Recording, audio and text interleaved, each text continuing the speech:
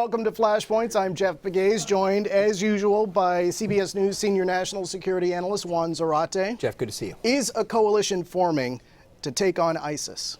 Well, I think it is. Post-Paris, post the Sinai incident where the Russian aircraft was taken down, looks like it came from ISIS. There's galvanizing force and momentum and energy around the idea that we can't allow ISIS to continue its momentum. You have to decrease its reach. And that means the U.S., its coalition allies, but also potentially Russia and others. Well, and that brings to mind a photo op that I saw this week. You had Obama and you had Putin. And this seemed to be an impromptu meeting because they were huddled around a small table and they were almost face to face talking. Yeah. So the chill between the two has maybe lifted a bit. Maybe a bit. I think there's absolutely a convergence of interest here between the U.S. and Russia. There's no question. There's always so been. It's gotten to that point where these two are coming together and they're going to figure out a way to take on ISIS. Yeah, and you've heard this from Secretary Kerry and to a certain extent Foreign Minister Lavrov from the Russians saying, look, we can and should concentrate our attention together on going after ISIS. The French, in some ways, are catalyzing this. Keep in mind, President Hollande has said, I'm going to sit down with the Russians and the Americans to make sure we're coordinating. And so, in some ways, the Paris attacks is galvanizing the French to serve as an action-forcing catalyst for a new coalition, potentially. The question, though, ultimately is going to be what happens in Syria politically. That's where the interests divide, and that's where the French and the Americans have very different interests from the Russians and the Iranians. And at the center of that issue is Assad. Will he stay, or will he be a part of this solution or this coalition?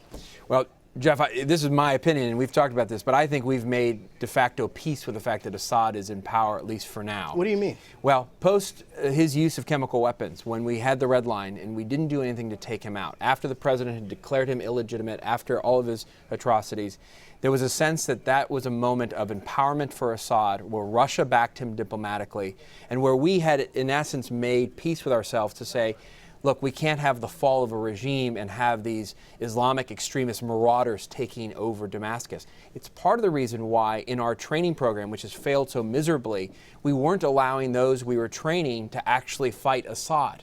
And so we've had sort of a mixed policy here, a very ambiguous one.